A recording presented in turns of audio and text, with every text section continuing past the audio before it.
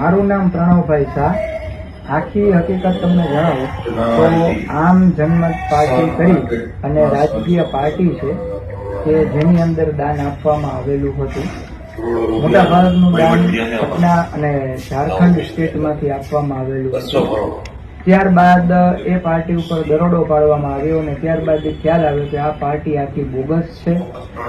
અમારા રોલની વાત કરીએ તો હું સીએ છું, ચાર્ટર્ડ એકાઉન્ટન્ટ છું.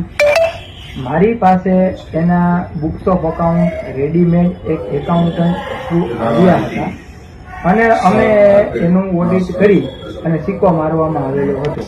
જ્યારે અમે ઓડિટ એમનું કર્યું ત્યારે અમને ખ્યાલ નહોતો કે આ પાર્ટી જેન્યુઇન છે કે બોગસ છે. બીજું કે જે અત્યારે મીડિયાની અંદર જે અહેવાલો આપવામાં આવેલા છે કે અમારા ઓફિસમાંથી 200 કરોડના દસ્તાવેજો પકડાણા છે ને આમ છે ને તેમ છે, તો એ બાબતે હું કહેવા માંગીશ કે આવું કાંઈ છે નહીં. અમારી પાસે પંચનામાની કોપીઝ છે કે જે ઇન્કમ ટેક્સ અમારી પાસેથી લઈ ગયું છે એમાં અંદર ક્યાંય એવો ઉલ્લેખ નથી કે ભાઈ આની અંદર 200 કરોડના દસ્તાવેજ લઈ ગયા છે. અમારી ઓફિસ ઓપન થઈ ગઈ છે, અમે રિલીવ કરી દેવામાં આવ્યા છે અને જે એકાઉન્ટન્ટ થ્રુ આ આવ્યું હતું તેના નામ અમે ઇન્કમ ટેક્સ ડિપાર્ટમેન્ટને આપવામાં આવેલા છે.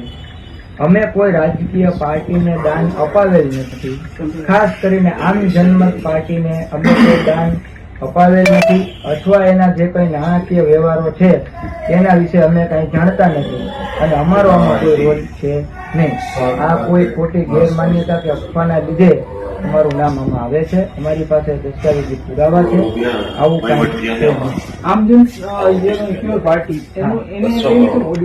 આમ જનમત પાર્ટી નું શું કહેવા માંગુ છું એને લઈને શું તમારે શું કનેક્શન? એટલે આમ જનમત પાર્ટી એ રાજકીય પાર્ટી છે અને અત્યારે સરકારને એવું ધ્યાનમાં આવેલું છે કે આ બધી રાજકીય પાર્ટી બોગસ છે. જે દાન લઈ અને જે પણ લોકો જે દાન લેનારા છે એને પૈસા પાછા દે છે આંગળિયા દ્વારા. એટલે એ પૈસાનો આમાં મામલો પૈસાની હેરફેર થાય છે. એટલે આ આમ જનમત પાર્ટીની અંદર જે મોટા ભાગનું દાન છે પટના અને ઝારખંડમાંથી આપવામાં આવેલું હતું. ત્યાંના લોકોએ દાન આપવામાં આવેલું હતું. પછી ત્યાં તપાસ થઈ, ઇન્કમ ટેક્સ વિભાગે ત્યાં દરોડા પાડ્યા તો આમ જનમત પાર્ટી બોગસ નીકળી છે. અને અમારો રોલ એટલો હતો કે આમ જનમત પાર્ટીના જે બુક્સ ઓફ એકાઉન્ટ હોય એટલે એના પીએનએલ બેલેન્સ શીટ હોય તેમાં અમે ઓડિટ કરી અને અમારા સહી સિક્કા કર્યા હતા. જે અમારું એક રોલ હતો, અમારો કામ હતો.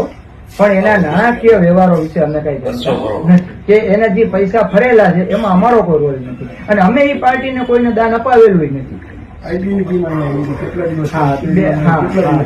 લોકો 2 થી 3 દિવસ ગયા. અમારા લેપટોપ, અમારા મોબાઈલ, અમારી ઓફિસની અંદર એ લોકોએ બધું સર્ચ કર્યું. અમારા સ્ટાફના મોબાઈલ, સ્ટાફના ઓફિસ બધું જોયું. એમાંથી એને કોઈ પણ પ્રકારના એવા દસ્તાવેજ મળેલા નથી કે જેનાથી સાબિત થાય કે આમ જનમત પાર્ટીની અંદર અમે કામ કરાવતા અને પૈસા લોકોને પાછા અપાવતા.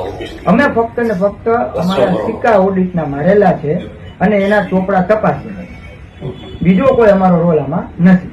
ઓકે.